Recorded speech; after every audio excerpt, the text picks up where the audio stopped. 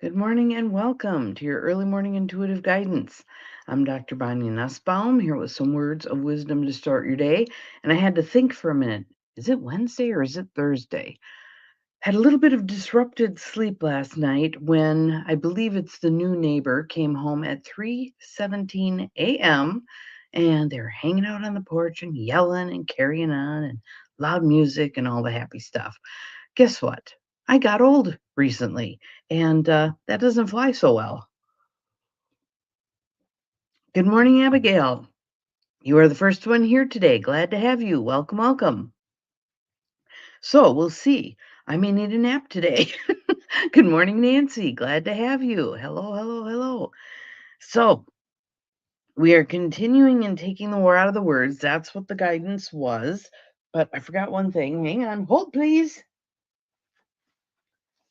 I have some more brilliant insights to share with you from my second day with um, Rebecca Campbell. So we'll get to that as well. But um, let's start with some tapping and some breath. Just settling ourselves in to right here, right now. Breath in, breath out. Good morning to whomever else is here. Can't see your name, but glad you're here. Breathe in, breathe out. Clearing out all the old stale air from sleeping. Breathe in, breathe out. Good morning, Joe Neal. Welcome. Glad you are here.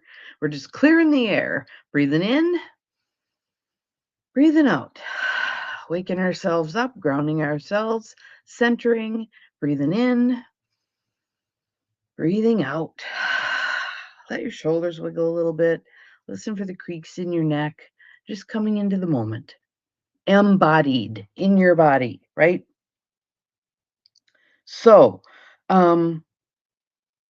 yesterday's Rebecca Campbell event was really a continuation of the first one, but she was talking about our purpose. And so many people right now seem to be, oh, it's foggy out. Doesn't that fit? Seem to be fogged up in terms of their purpose, and that somehow their purpose needs to be changing, modified, deepening, something, right? I mean, I certainly feel, good morning, Beth, glad you're here, like I'm in a period of transition. And she talks about purpose not as being something we accomplish and not an end destination. It's something that's found when we're living in alignment with the what she calls the intelligent pulse of life. I like that. That was cool. But she had 3 steps that she walked us through for getting there. But one of the things that I was talking with one of my clients about yesterday um, is when we are goal setting. Yes, happiest 90th birthday to Carolyn. I'll have to send her an email or a text. That's awesome. Fabulous. 90. That's quite the accomplishment. I'm about to hit 65 and I'm thinking, man, I put some miles on this body already. So 90 is kind of like, wow, wow. Yeah. So several things I want to share with you from this simply because I think they set a tone for our work every day, not just as we're working on the um, defensiveness piece, but every day, all day. So when I'm working with clients, we often talk about baby steps. What's the next little incremental step? Relentless incrementalism, right? We just keep moving forward that they're going to take. And too often, good morning, Barb, glad you're here. It is way too big a step.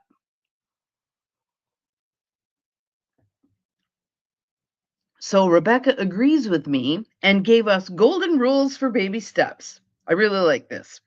So if it can't be done today, it's not a baby step. If you need someone else to do something in order to accomplish it, it's not a baby step.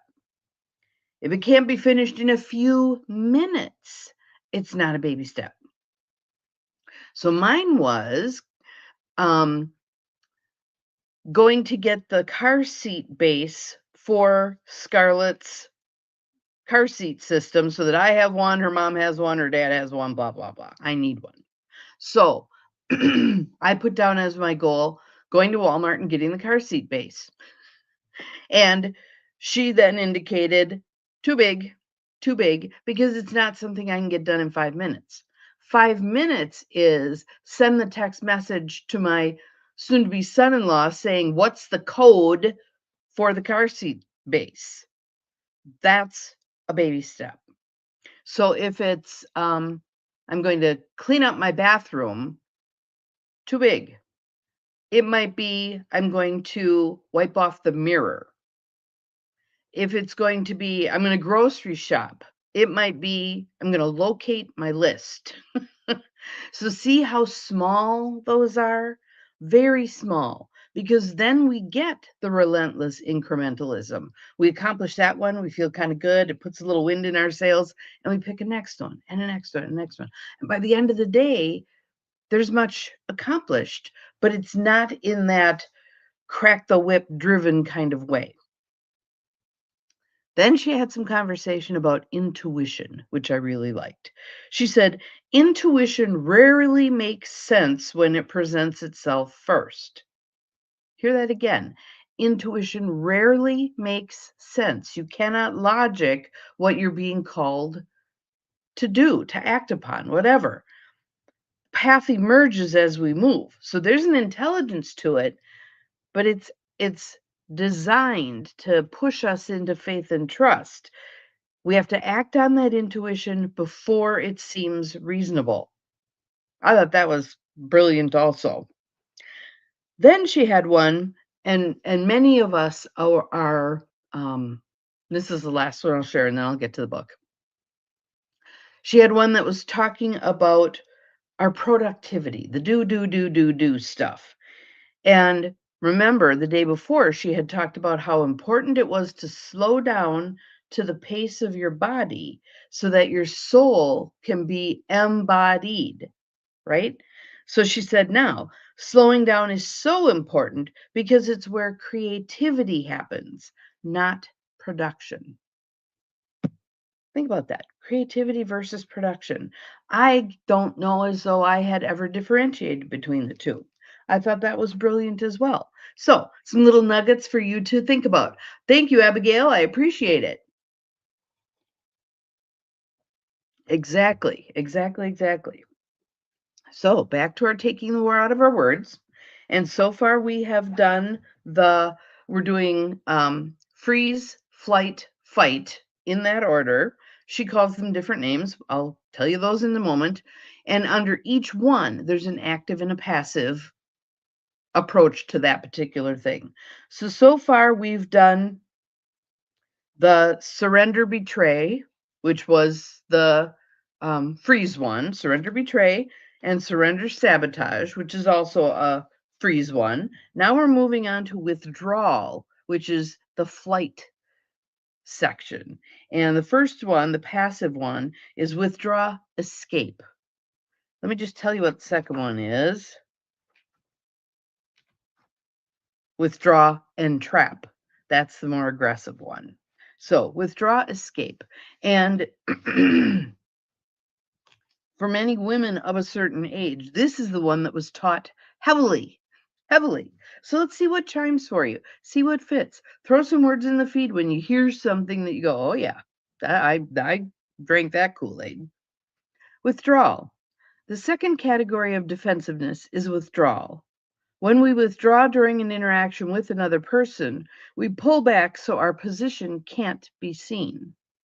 Instead of surrendering, we take cover. So we don't freeze, we run. We may hide certain thoughts, feelings, beliefs, and behaviors, or even physically retreat from the scene. Excuse me. Withdraw, escape, passive personality type.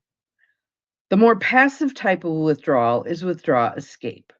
Our motive here is to protect ourselves by escaping from some interaction. Some of us may not even regard this kind of withdrawal as defensive, but rather just an unwillingness to engage in negative or unpleasant talk. might be, I don't want to talk about that. That might be your withdrawal. We suggest that we are above power struggle when we say to a third party, well, I wasn't going to fight over it. If he wants to think that way, let him. Is that uncomfortable for anybody to hear that? Good morning, Peg. Glad you're here. Welcome, welcome. We kind of get a little sanctimonious about that, don't we? Well, I wasn't going to fight with him about that. So I just let him think what he wanted to think. When we do not set clear boundaries or express our opinion in any way, we are often still acting defensively. We usually withdraw to avoid some kind of conflict, rejection, or loss. Perceived conflict, rejection, and loss. We don't know what's going to happen. It's the future. We can't predict it. We usually base it on what we have thought. Ooh, that's another thing.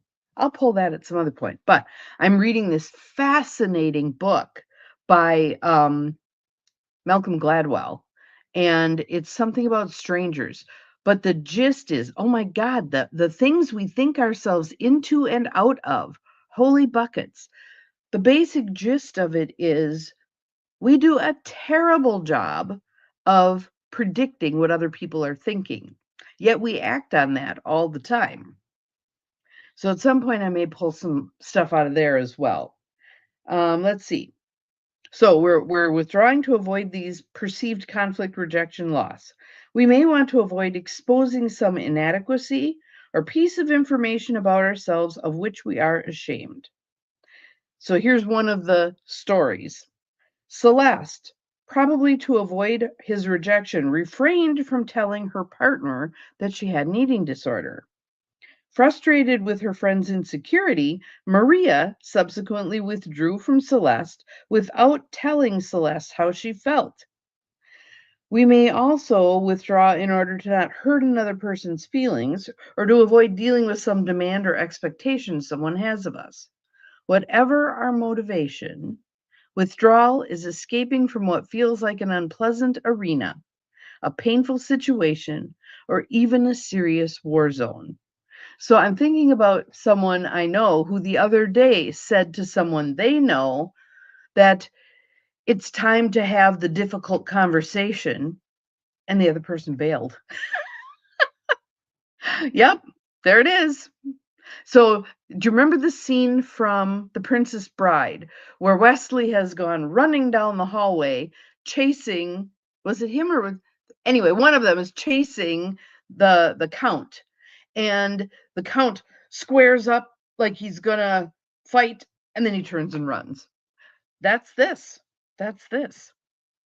So often a significant part of our motive is that we are afraid the other person will gain some kind of control over us if we expose our position. Brene Brown talks about this endlessly, that we make this mistake that we are going to play our cards close to our vest. We're not going to let them know too much about us. When she says the willingness to be vulnerable, to come forth with vulnerability, is key to communication and intimacy and connection and all the things. Let's see. We may anticipate that if we speak up in a straightforward manner, the other person will judge us, argue with us, gossip about us, or do something else to hurt us personally or professionally.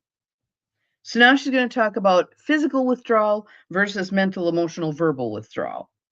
So physical withdrawal. Most of us can think of a time when we left a room to get out of an argument. Oh, I got to run to the bathroom. I'll be back. And we don't go back. We have also seen other people get up and leave, be it the living room, the conference room, or the campfire circle, without responding to what someone has just said. Whatever the environment, these people have chosen to respond by leaving rather than by sharing what they think or feel. In extreme cases, our physical departure may involve literally moving house and home across the country to escape ongoing interaction with a certain family member who can be emotionally dominating or is just an invasive nuisance.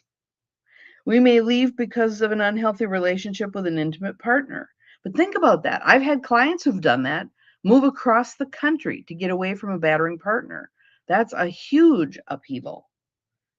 Understandable sometimes, but still a huge upheaval. Unfortunately, if we haven't resolved the issue within ourselves, it may haunt us and, in many cases, arise again in the next person who assumes the role of the one we left behind. The way I was talking about this with a client yesterday, it's almost like a tractor beam. Okay, we're sending out the message. My former administrative assistant called it the wounded antelope. That when we've had crappy relationships, we send out wounded antelope vibes, and here comes the next alligator. So we need to change our messaging, change our energy. It's not just about what we say, it's the energy behind that. We need to move to a different level of vibration, and then that cuts off all of that yuck. Easier said than done. Absolutely so. Easier said than done. Mental, emotional, verbal withdrawal. When we withdraw our attention rather than physically departing, we simply remove our focus from the other person and put it somewhere else. We may look away or out a window if we are bored with someone who is indulging in a monologue. We may withdraw in response to criticism of how we are doing some task. We may feel too tired to defend ourselves and fear the argument that will ensue if we do. Or if a partner says something that is emotionally upsetting to us, we may simply change the subject or begin another activity, such as mindlessly turning on the television or flipping through the pages of a magazine or getting lost in our phone. Yep. When we withdraw our attention from someone, the person will most likely be consciously aware that we are not fully present. Are you listening to me? Yeah. Even though we may withdraw because we feel helpless to deal with the situation, the other person usually will not regard us as powerless. Instead, our departure will have a profound effect on the one left behind and often cause feelings of abandonment. So, now she's going to lay out some ones that have a little more subtlety to them. And again, if they make you want to crawl a little bit, be willing to take that look at yourself and say, yeah, I do that. I don't know what else to do, but I do that. And clearly it's not working well. So this is withdrawal behind a veneer of responsiveness. So you seem like you're still connected, but you pulled the plug. In each of the following forms of withdrawal, people who appear to be responsive to us actually disagree with our perspective. Although they create the impression of being supportive and imply agreement with what we are saying, they are hiding their own feelings and opinions. Oh my God, this is all chiming. So yesterday, 3 of us received an email from someone that ran counter to what the 3 of us had already discussed. So I created an email, did not send it, created it, and then was pondering over the course of the day the words and how is this going to come across? And would I rather call this person and say it, or but then the other 2 people are out of the loop? How do I best want to handle this? Well, one of the others responded in a way that doesn't at all reflect what the 3 of us had talked about. And I'm like, oh, isn't that interesting? So I still haven't sent mine, and I may not, but I may see if I can set up a coffee with the person who's talking here and just lay out a couple of things. Like one of my things is, this isn't what I signed up for. I agreed to X, and now you're putting Y on us, and I'm not sure I want to do Y. So that needs to be articulated. But we'll see how that goes. But isn't it interesting? All the things we're reading about are things that are showing up right here, right now. Okay. So we may ask questions in order to avoid self-exposure. Some of us ask other people questions, not only as a means of drawing them out, but as a way of hiding our own attitudes, feelings, and behaviors. So it could be I've asked you a question and you say, well, what do you think of that? I'm asking you. I want to know what you think of that. Well, I need to know what you think before I'm telling you what I think, kind of a deal. We may have a battery of continuous questions that allows us to avoid self-revelation because the other person is being kept busy providing information. Many people feel appreciated when we ask a lot of questions and may not realize until later that we never exposed anything about our opinion. We sometimes respond to a question with a question of our own instead of giving an answer there. Yep. This can give the illusion of responsiveness in cases where we are intentionally avoiding an honest answer. Suppose that a woman and I are out walking and pass a store window displaying a flowered couch. When she asks, "Don't you just love that couch?" my swift reply might be, "Are you thinking of getting a new couch?" Far from indicating genuine curiosity, my question effectively redirects the conversation so that I can avoid telling her that I cannot think of one positive word to say about the couch. In fact, it is the ugliest I've ever seen. But can you see the smoothness, the subtlety of that? "Oh, are you thinking of getting a new couch?" Another one is active listening as a means of withdrawal. Many of us use the term active listening, a process that became popular in the 1970s, as a form of withdrawal. Often now referred to as responsive listening, its purpose is to paraphrase what we think another person is trying to tell us. In this way, we ensure that we understand correctly before we respond with our own reactions. Excuse me. When we use responsive listening, however, as a way to avoid expressing our own opinion, we violate its purpose. Our purpose is to create connection, to truly understand what the other person is thinking. But when we use it in this way, we're actually doing an end around and not really connecting. Okay? Let's see. For example, if someone at a party expresses a political opinion, hopefully no one would be stupid enough to do that in this day and age, with which we disagree, and we want to sidestep discussing the issue in more depth, we might say, "It sounds like you are really upset about what the city council just did," and then quickly bite into an egg roll. Although we may convey this response in a tone of friendly agreement, we've completely avoided mentioning our own satisfaction with the action that was taken by the council. Okay? This misuse of responsive listening happens frequently. Totally agree. Totally guilty.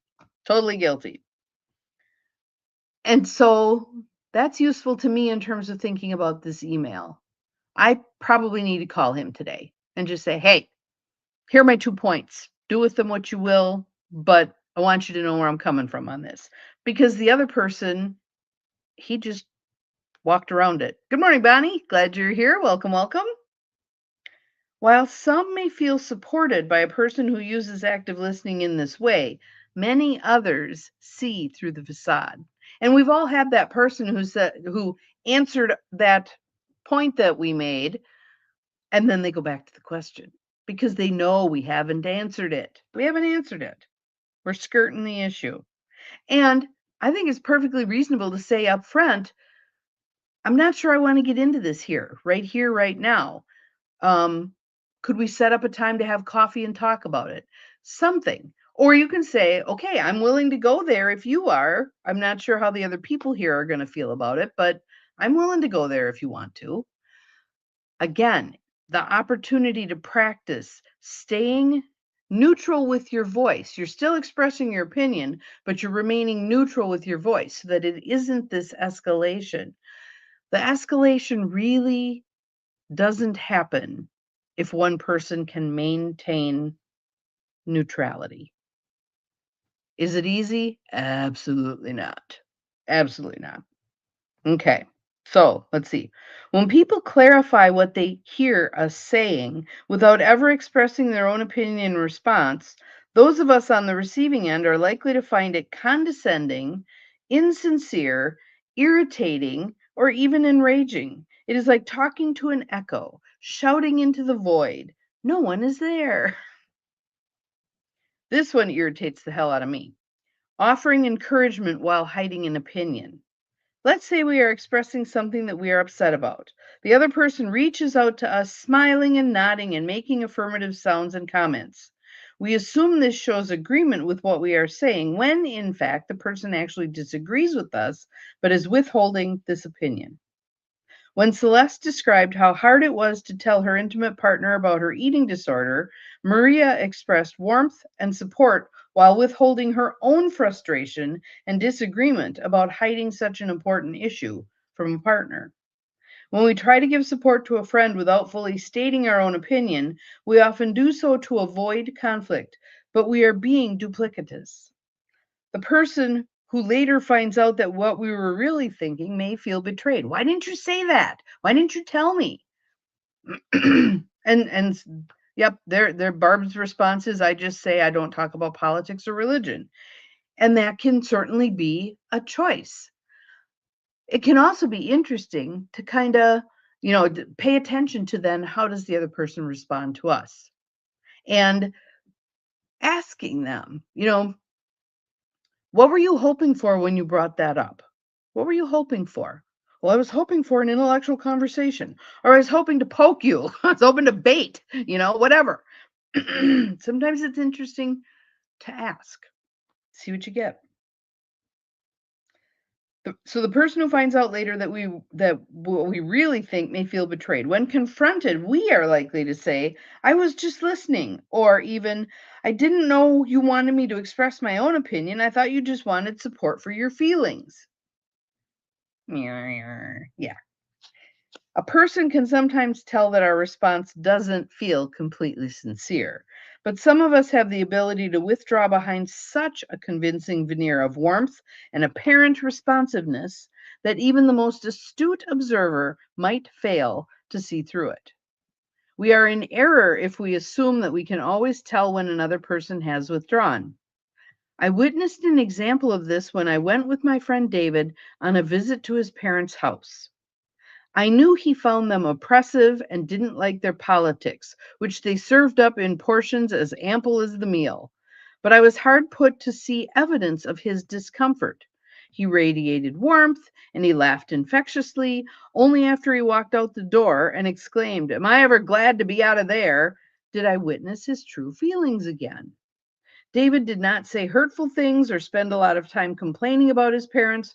Mostly, he just wanted to get through the visits and leave intact, to escape with as little damage to himself as possible.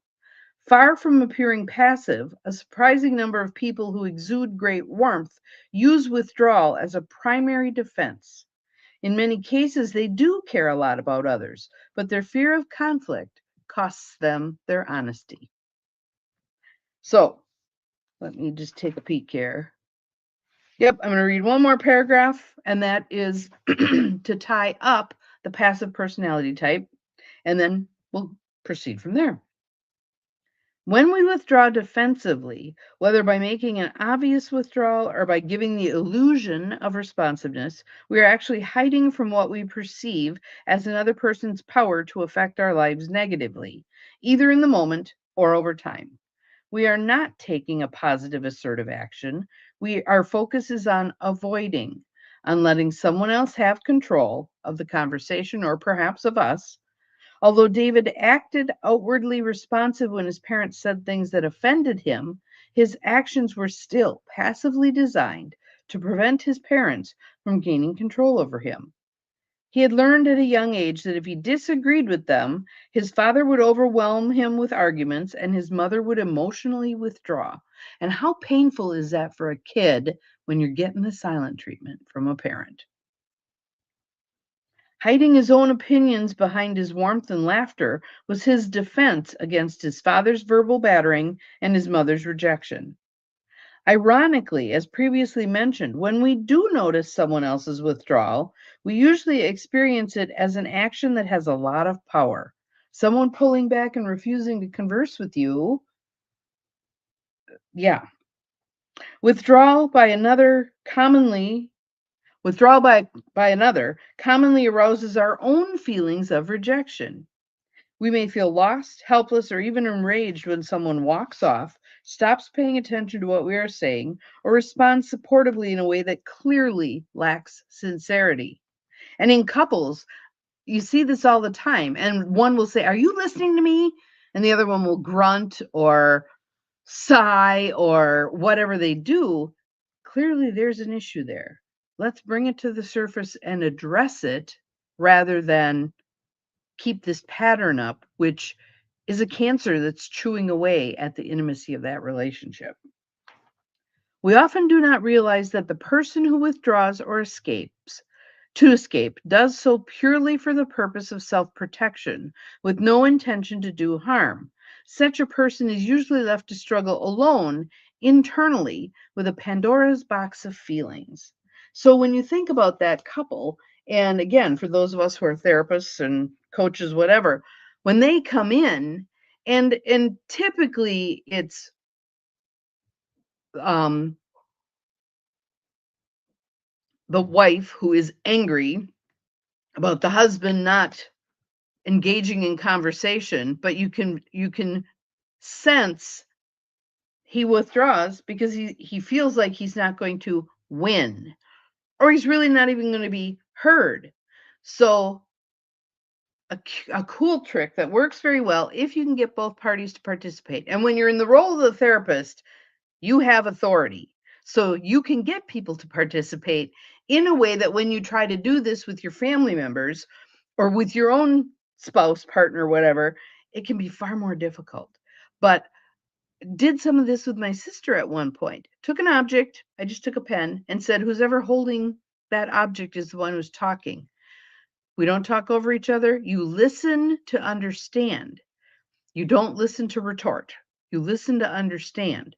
So what this does is it slows the conversation way down. And for those of us who like to, the rapid fire stuff, and we're not even really realizing how much we're overwhelming the other person with that rapid fire, well, what about this? And what about that? And what about something else? Taking the step back, slowing it down with the pen. Okay, I've said what I need to say. I'm handing it to you. Now I'm in listening mode. And this goes back and forth as many times as is necessary. And a lot of times people say, "Well, that's going to take forever." It may take a little bit longer on the front end, but it will save you a whole host of time on the back end when you keep coming back, coming back, coming back to the same thing. Beating the dead horse is the term, right? So there's tools that can help with this stuff.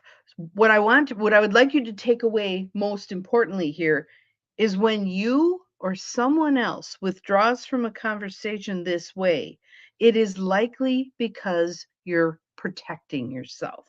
So if you can respond to that protective response in a good way, it's likely maybe the conversation will be able to continue.